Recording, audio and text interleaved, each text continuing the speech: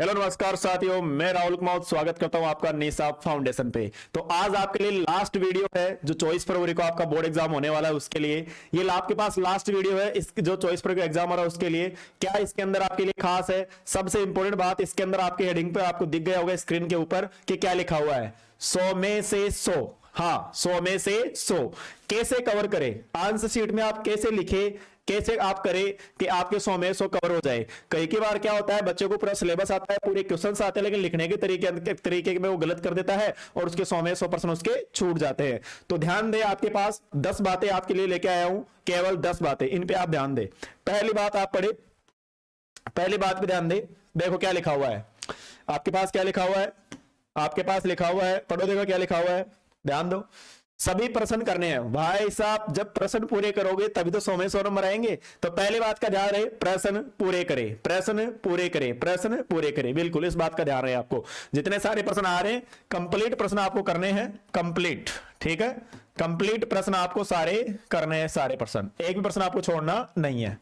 दूसरी बात क्या है, सेक्शन वाइज करें, इंपॉर्टेंट बात है भाई साहब, बहुत सारे बच्चे इसमें कंफ्यूज हो जाते हैं। सेक्शन वाइज का मतलब, यदि मान लो आप एक बार आप पेपर को देखो अच्छी तरीके से, पेपर को आप शुरू में देख लोगे देखने के बाद आपको पता चलेगा कि है ना, कौन से सेक्शन में आपको सारे प्रश्न अच्छे से आते हैं, या जिसमें अच्छे से आते हैं तो उसको आप सबसे पहले उस सेक्शन को लिखो। मान लो आपको सेक्शन ए के अंदर सारे प्रश्न आ रहे हैं तो आप सेक्शन ए लिखो आराम सबसे पहले, ठीक है, क्या लिखो, सेक्शन ए। फिर सेक्शन बी, मान लो बी में थोड़ा आपको ऐसा लगता है कि मुझे बाद में करना चाहिए तो सी को पहले, तो सारे सेक्शन को आप एक जगह करें, ठीक है, सेक्शन वाइज करें। डी को कर रहे हैं तो डी को पहले करें, ए को करें तो ए को करें, तो सेक्शन वाइज करें आप क्वेश्चनों को, ठीक है, इस बात का आपको ध्यान रहे।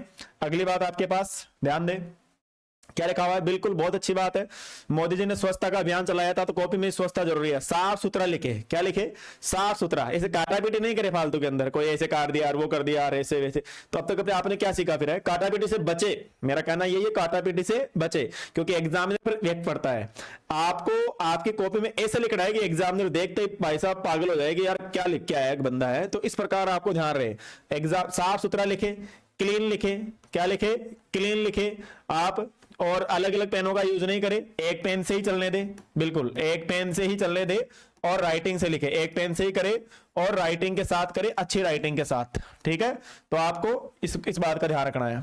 चौथी बात आपके पास, कोई अन्य बच्चा पूछे तो बोले नहीं, अपने पेपर में ध्यान दे, बहुत ही इंपॉर्टेंट बात है, बहुत ही ज्यादा इंपॉर्टेंट बात है। देखो जो बच्चे पढ़ के नहीं जाते हैं वो क्या करेंगे, आपसे पूछने का प्रयास करेंगे, वो बता दे, वो बता दे, वो बता दे। भाई साहब आपका टारगेट 100 में 100 का है, पूरे साल आपने मेहनत की है, बोलना नहीं है वहां पर। 3.25 घंटे तय करेंगे कि आपने पूरे साल क्या पढ़ा है, हाँ बिल्कुल 3.25 घंटे तय करेंगे। कोई बच्चा आपसे पूछे तो उससे बोले नहीं, बल्कि अपने पेपर पे ध्यान दे, बहुत इंपॉर्टेंट बात है, अपने पेपर पे ध्यान दे, फालतू के अंदर कोई मटर गश्ती नहीं करे वहां पर, ओके, अपने पेपर पे ध्यान दे इस बात के अंदर।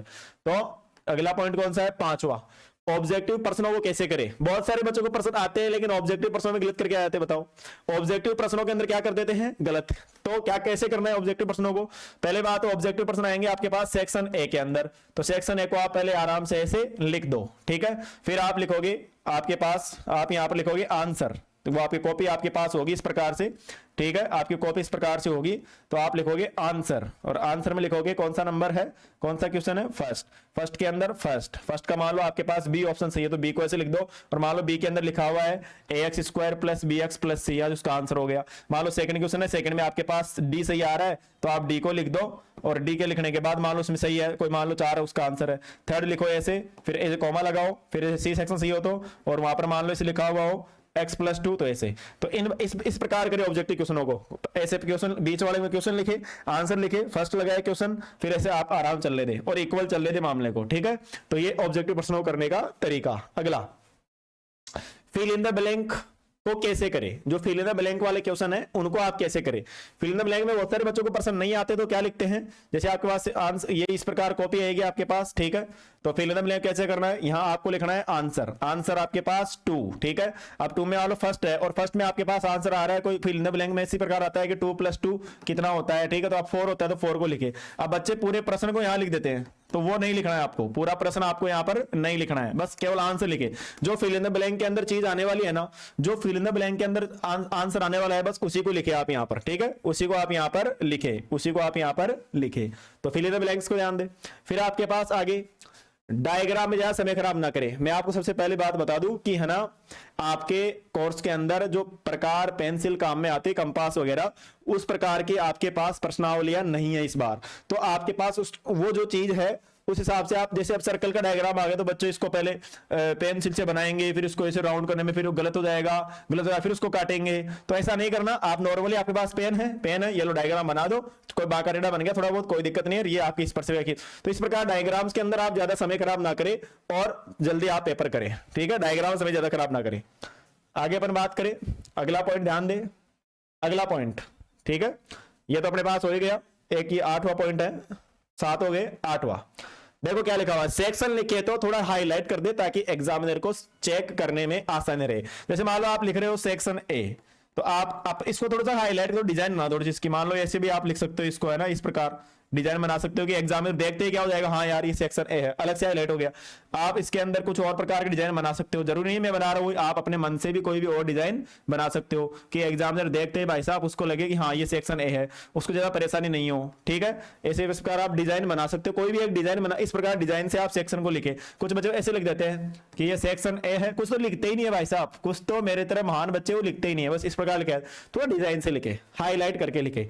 काम तो करना है लेकिन काम को करने का तरीका थोड़ा अलग प्रकार का करना है, ठीक है, बस यही फर्क डालता है अपने पास। 8वां क्वेश्चन, 9वां है बहुलक माध्य में सारणी बना के आए। इन प्रश्नों में बच्चे क्या आते हैं कि वो सारणी होती है, सारणी को बना के नहीं आते, डायरेक्ट बस फॉर्मूला लगा दिया, डायरेक्ट फॉर्मूला लगा देते हैं, बहुलक का, माध्य का, मीन का, मीन का, मोड का और आपके पास मीडियन का। लेकिन सारणी नहीं बनाते, सारणी जरूर बनाए।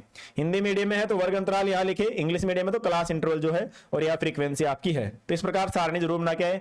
और लास्ट 10वें जो आपके पास टिप्स है, बुक के फॉर्मूले सब सारे याद करके जाए भाई साहब, फॉर्मूले बिल्कुल इनको आप जरूर रात्रि सोने से पहले, सुबह उठने के बाद फॉर्मूले जरूर याद करें। फॉर्मूले क्या करें बेटा, जरूर याद करें। तो ये आपके पास 10 बातें थी जो आपके एग्जाम में बहुत काम में आने वाली है। तो बेस्ट ऑफ लक, मेरी तरफ से एकदम बेस्ट ऑफ लक आपके लिए। और आप बढ़िया तरीके से पेपर करके आए और किसके कितने मार्क्स आए वो कमेंट के अंदर एक बार जरूर आके टाइप कर जाना कि सर मेरे इतने मार्क्स बन रहे हैं। और मैं चाहूंगा कि सबका पेपर अच्छा हो और 100 में से 100 आए। ऑल द बेस्ट, जय हिंद।